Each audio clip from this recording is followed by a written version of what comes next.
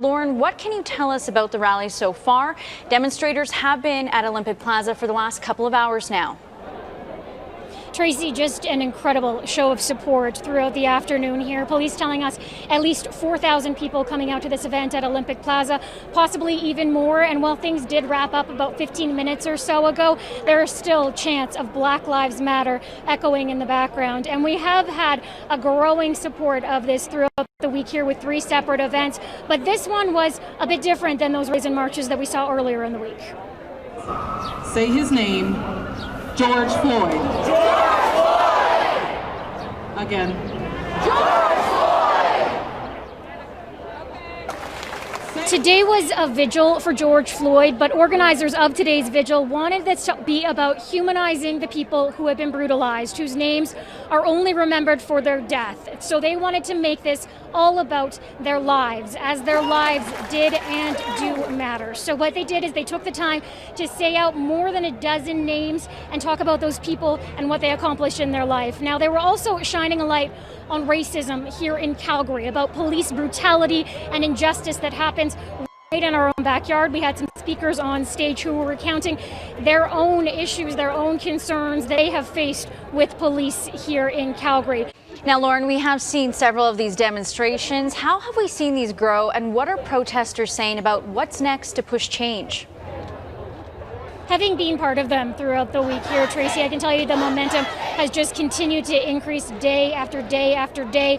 Of course, we have to be cognizant of the COVID-19 pandemic as well. And at this specific one here at Olympic Plaza, because it was in one solid spot, there was a big emphasis on trying to keep physical distancing, and they were handing out free hand sanitizer, free bottles of water. So there was definitely a very big look on that safety aspect of all of this as well. Now, when I've been talking to the protesters, the people who have been taking part in these rallies, one of the biggest messages that they wanted to bring forward was that, yes, this is amazing that so many people have come out, shown their support, but we need more. We need actual change. It's not enough just to be not racist. We need to stand up, each and every one of us, and actually be anti-racist. So if you see something, if you hear something, if you read something online that is discriminatory, that is racist, you can't turn a blind eye. You need to stand up, you need to say something, and only then can that change begin to happen. Tracy? All right.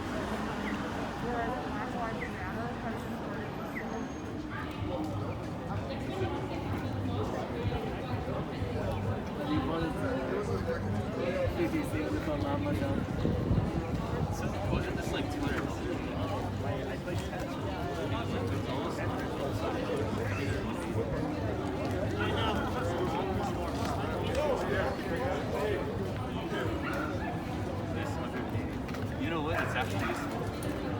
Only if you're inside the house. If you're not leaving.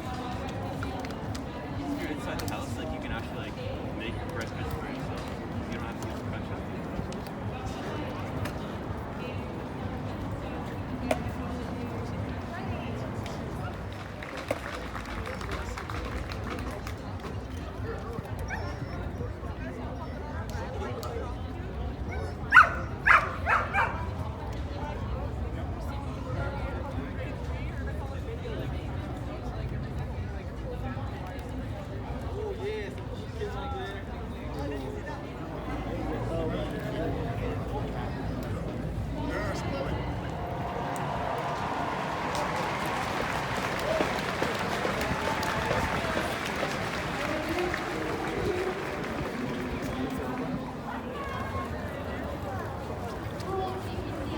We got a lot of people here.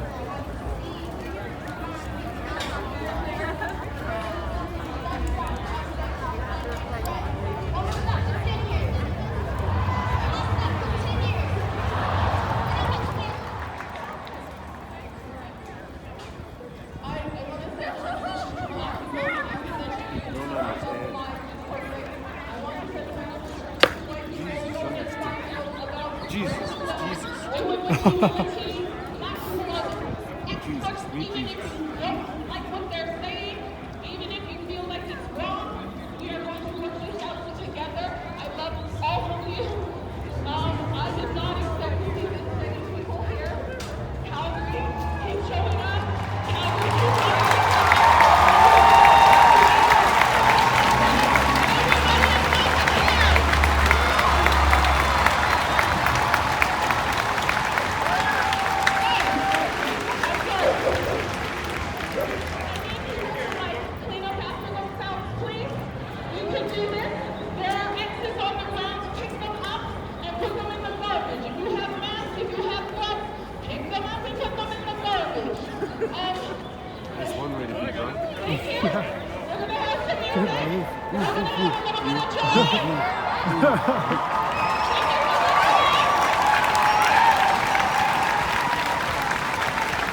I'm just so happy to see so many people. Where'd that guy go? The drunk guy? Yeah. He probably got talked to by the police. Yeah, probably. Oh, looks like it's over. No, it's a lot of people. I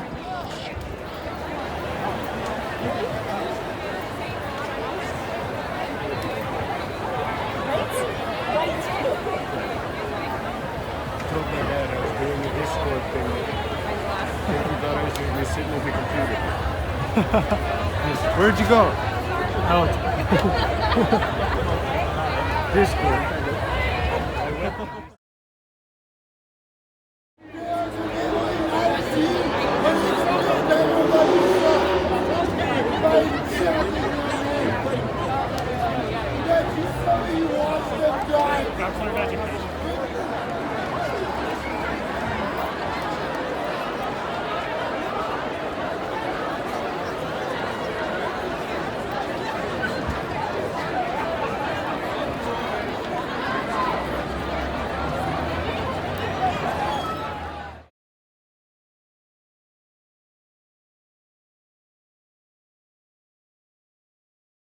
Beta! It is known in the black community that most, not all, but most black people are racist toward white Americans. You say it's known. What do you mean? Where's your basis for that? They have been brainwashed over the last 50 years or so to believe that America is a racist society and that white folks are trying to hold them back. So can I go back to, because I thought what you said was fascinating, because you called it bull when you said people can't, pull themselves up. Do you think that race plays a part in wealth distribution, or either a mindset that you can't Today? or cannot? Yeah. No. You don't? No, I don't. Hey, you and I, we're proof. Why would race have anything to do with it? Put your mind to what you want to do and go for that. It's kind of like religion to me. It's a good excuse for not getting there. Yeah. I said, and it's probably get me in trouble, but I said to some of my colleagues recently, so I know that it's an issue, but it seems like every single day on television I'm talking about race, and it's because of the news cycle, it's in the news, but sometimes I get so tired of talking about it, I want to just go, this is over, can we move on? And if you talk about it, it exists. Right. Yeah. It's not like it exists and we refuse to talk about it, but making it a bigger issue than it needs to be is the problem we have. But still, the shared attributes of men and women far outweigh the attributes that differentiate them. Because you could ask, are there more differences within groups or between them?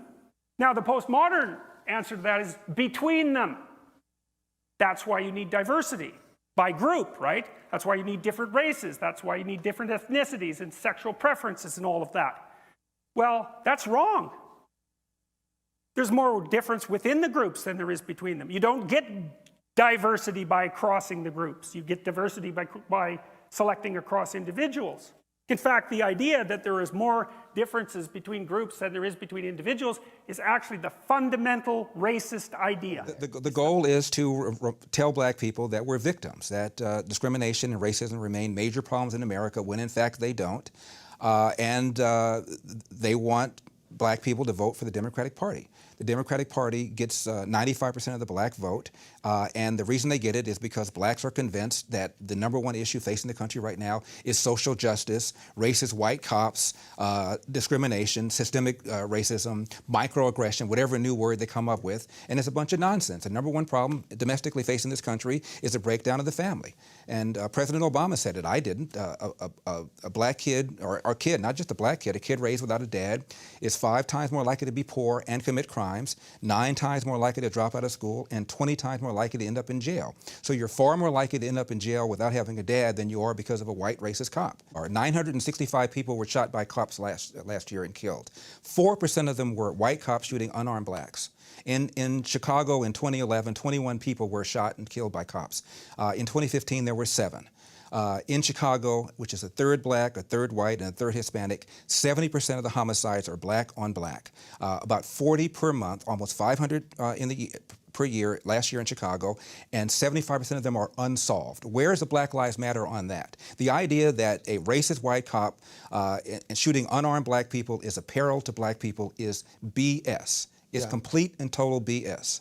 And the reason for these so-called activists saying this is the assumption that racism remains a major problem in America. The media, CNN, especially MSNBC, runs down whenever a black cop shoots somebody, and it's some march on Washington. It's ridiculous. Black people, half the homicides in this country are committed by and against black people. Last year there were 14,000 homicides, not talking about suicides, I'm talking about homicides. Half of them were black, 96% of them black on black of that 7,000. Where's the Black Lives Matter people on that? So there's where you would say that this is purely because of social justice. This is purely because they want ultimately for people to be angry enough to just keep voting Democrat. That's right. And where's the evidence of a lack of social justice? When a black suspect is killed by a cop, believe me, the media is on it, people are watching it, and justice will, for the most part, occur. In Baltimore, where Freddie Gray was killed, Freddie Gray died in a van, I shouldn't say was killed, died in a van. Yeah. You have a city that's 45% black.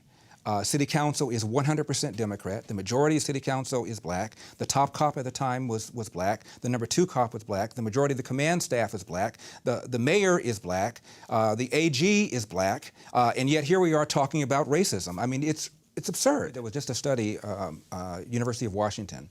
And it turns out cops were more reluctant, more hesitant to pull the trigger against a black suspect than a white suspect. Probably because of the fear of being accused of racially profiling and the fear that the civil rights establishment was going to come down on them. So if anything, whites are more likely to be shot by a cop under certain circumstances than a black person. And in the last 30 or 40 years, the percentage of suspects killed by cops who are black has declined 75%. However, the percentage of whites killed by cops has flatlined. Yeah. And so if anything, people are more concerned about shooting black people for fear that they're going to be called racist. And almost every one of these incidents, whether it's Eric Gardner in New York, who died because he was selling Lucy's and resisted arrest, whether it's Tamir Rice in Cleveland, who was twirling around the gun, whether it's Michael Brown in Ferguson, who had just committed a strong arm robbery, almost every one of these incidents involved somebody resisting arrest. Why don't you just do what the police tell you? My dad said, when I get pulled over, have my hand at 10 o'clock, have my hand at 2 o'clock, say yes, sir, say no, sir, make sure my paperwork is in order, and if I feel the cop is mistreating me, get a badge number and deal with it later on. If Jesse Jackson and Al Sharpton and Obama and the whole group of them told black people to do that, we'd have a lot fewer of these things to deal with in the first place. Blacks are not getting into school, BS. We have affirmative action, so a black person with an SAT and a GPA of X will get into a school faster and easier than a white person with an SAT or a GPA of X. And if going to school is a route to the middle class, you can make an argument that blacks have an easier route to the middle class. If you're talking about about poverty, the poorer you are, the more accessible loans and grants are for you. The problem, the biggest burden that black people have, in my opinion, again, is the percentage of blacks, 75% of them, that are raised without fathers. And that has every other social negative consequence connected to it. Crime, not being able to compete economically in the country, being more likely to be arrested, that's the #1 problem facing the black community. And when I hear people tell me about systemic racism or unconscious racism, I always say, give me an example, and almost nobody can do it. There was a kid when I was growing up named Perry. Some of you probably know who Bo Jackson was. Great athlete, amazing athlete, football player, baseball player, you name the sport, he did it. Well, this guy was like that. I'm telling you, every bit as good as Bo Jackson. He was the quarterback for the football team. He was the 2 guard for the basketball team. He was the best pitcher in the baseball team. Perry picked up a tennis racket and started playing around with it and tried out for the tennis team after 2 weeks and made the team. You name the sport, he could do it. But he had an attitude. And at the time, I didn't quite understand it. But he would not only beat you, but he would also berate you while he was beating you, so he was not popular in class. But I admired him because I always wanted to be an athlete and I wasn't. And he admired me because he always wanted to be more academically oriented and he wasn't. So we made kind of a funky little team. And when the coaches from Marquette and from UCLA and from Duke and from North Carolina came to scout him. Everybody did. They talked to the coach. What's he like? Coach told the truth. He's a coach killer. You put this guy on your team, you won't be able to manage him. I can barely manage him, he said. And he told him about the time I was there. Perry came to practice late. He often came to practice late because he was the man. And for the first time, the coach lit into him, verbally tongue-lashed him. Perry took off his jersey, threw it at the coach's face, and he started the next game because he wanted to win. And rather than sit his ass down and say, this is how it's going to be, this happened to him over and over and over again. I'll tell you one time, we were in the 3rd or 4th grade, and they were choosing the all-star players for kickball. I don't know if they still play kickball now. But I was an okay kickball player, but not as good as Perry. But Perry wasn't chosen because the kids didn't like him. So he's left off, even though by far the best kickball player in the class.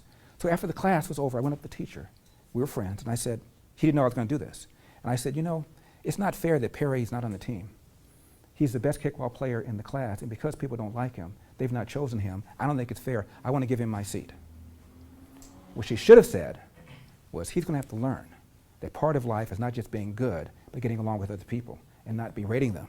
Instead, she said, okay, this is the kind of thing that happened to him his whole life. So when the coaches came and said, what's he like?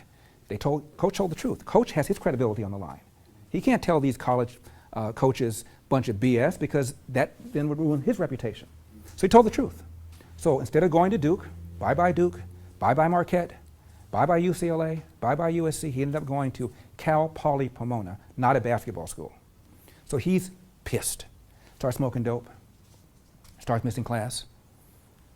Make a very long story short, we grew up not too far from each other in a small little house. He had a room in the back. Right now, as we speak, Perry is in that same house, and he's in the room in the back as we speak. All that potential. Changed his name to Abdul. I went away to college. I come home. I go to visit him. My name is Abdul. Don't call me Perry anymore. Why? Well, I'm not being called by my slave name anymore. Call me Abdul. And I told him, well, you know, Arabs took more blacks out of Africa and took them to South Africa and the Middle East than white Europeans took blacks out of West Africa to North America. That's a lie. I said, oh, I don't know what I'm talking about. And he told me about how he was oppressed because of the man. I said, Perry, and he had a bunch of kids in the neighborhood listening to him at the time. I said, you can tell these kids all that BS. I know you. I've known you since the 2nd grade. We had the same teachers. So whatever the white man did to you, he did to me. How come he didn't hold me back? I said, what you did was on you. What you did was anger. And I found out later on about how much anger he had against his father. Generally speaking, when I grew up in the 60s, virtually nobody came from a single-parent household. There was one kid down the street named Greg who didn't have a mom, and she died, collapsed. First kid I know to lose his mom. Outside of that, everybody in my neighborhood had fathers. They had varying relationships with their fathers. All these fathers were World War II vets, Depression-era guys, tough guys. They were not like Ward Cleaver where you could talk to them about your problems. Everybody had issues like that with their dad, but they were there. But Perry didn't. And I did not realize the damage it was doing. It turns out his mom also was an alcoholic. I didn't even know that. Mrs. Brown always seemed fine to me, but when we got older, I found out that she was also drinking. So he was angry at his father, angry at the world, and took it out on everybody around him and ended up creating a self-inflicted wound that messed up his life. And the moral to the story is, everybody's life right now is a series of choices. Big choices, little choices, acts of omission, acts of commission, things you didn't do, things you did do, and ultimately they add up to put you where you are. And before you blame somebody else, you look in the mirror and ask yourself, what could I have done to change the outcome?